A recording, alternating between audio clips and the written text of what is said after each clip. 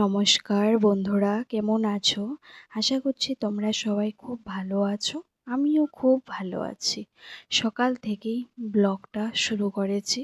আর আজকে আমাদের ব্রেকফাস্টে কি রান্না হলো আর লাঞ্চে কি রান্না হলো তা একটু একটু শেয়ার করছি। তার সাথে আমার সোনামা কি করছে এটাও দেখো তোমরা। জানো বন্ধুরা, আমি সকালে উঠে বাসি কাজ সব সেরে স্নান করে নিই। তারপর স্নান সেরে রান্নাঘরে ঢুকে যাই। আর আমার বর পুজোটা দিয়ে ব্রেকফাস্ট সেরেই অফিসে চলে যায়। জানো বন্ধুরা, আমার না সকালে রান্নাঘরের চাপটা একটু বেশি থাকে। কেন বলো তো? আমার বর, আমার ভাই একেবারেই লাঞ্চ টিফিনটা সাথে করে নিয়ে যায়। তাই আর কেন বলো তো, বারবার আসা যাওয়া করাটা খুব অসুবিধা হয়ে যায়। ওই জন্য বারবার আসা যাওয়া না করে ওরা লাঞ্চটা একসাথে নিয়ে যায়।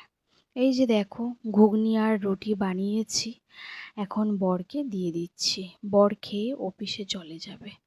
রুটিও বানিয়েছি, কিন্তু রুটির ভিডিওটা তোলা হয়নি, তাই আর তোমাদের সাথে তুলে ধরতে পারলাম না।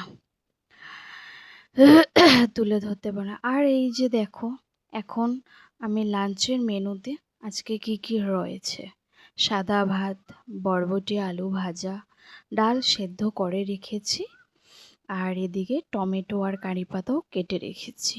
ডালটা হলো টমেটো, কারি পাতা আর পাঁচফোড়ন দিয়ে ডালটা ভালো করে সম্বাদ দিয়ে নেব।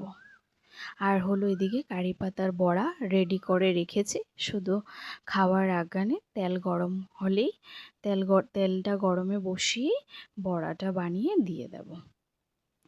আর এদিকে এই হলো আজকে আমাদের দুপুরের মেনু। আর এখন দেখো, আমার সোনামা এদিকে খেলাধুলো করছে। জানো বন্ধুরা, আগে যখন আমার কোনো ছোট বেবি ছিল না, তখন মা হওয়ার ফিলিংসটা কেমন হয় আমি ঠিক জানতাম না হয়তো।